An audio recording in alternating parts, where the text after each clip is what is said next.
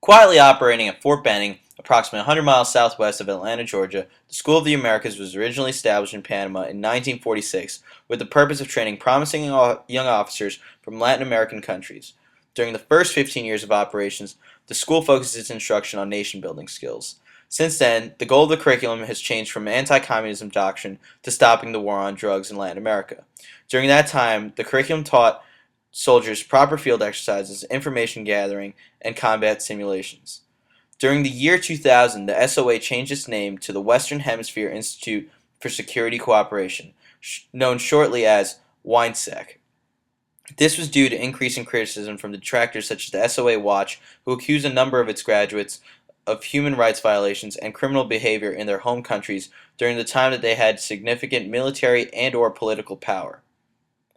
The U.S. government vowed that the name change has also brought about additional changes, which included a change in the curriculum. The new course load placed a heavy emphasis on peacekeeping, international law, and human rights. Even with these changes, many opposing entities, such as the SOA Watch, have continued to voice concern and protest the operations of the school. Due to these accusations of human rights violations, this has given the U.S. Army and Department of Defense a proverbial black eye to their reputation. For years now, the training that went on at the SOA have been questioned as to whether it educated its students on unethical military practices.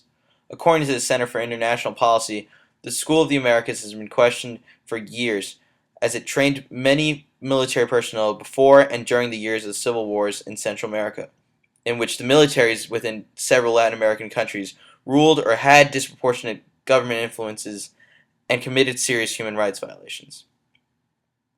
In 1996, the Pentagon was forced to release the Army field manuals that were used in training the thousands of Latin American officers.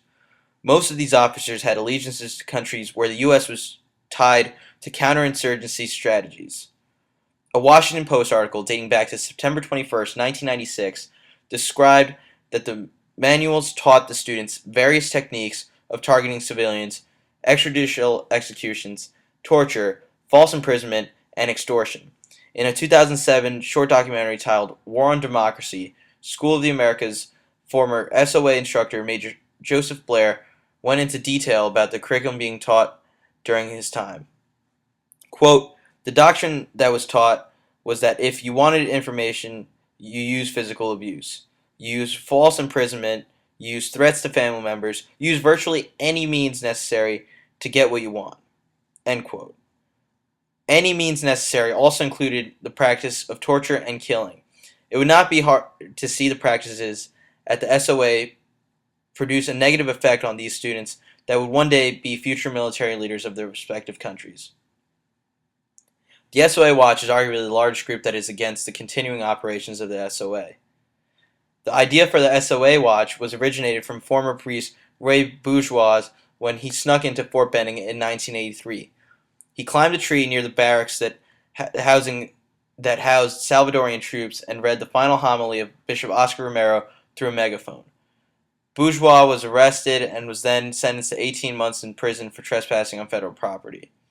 This led to Bourgeois' followers to research the SOA, conduct public education campaigns, lobby Congress, and practice nonviolent resistance at the school's facilities.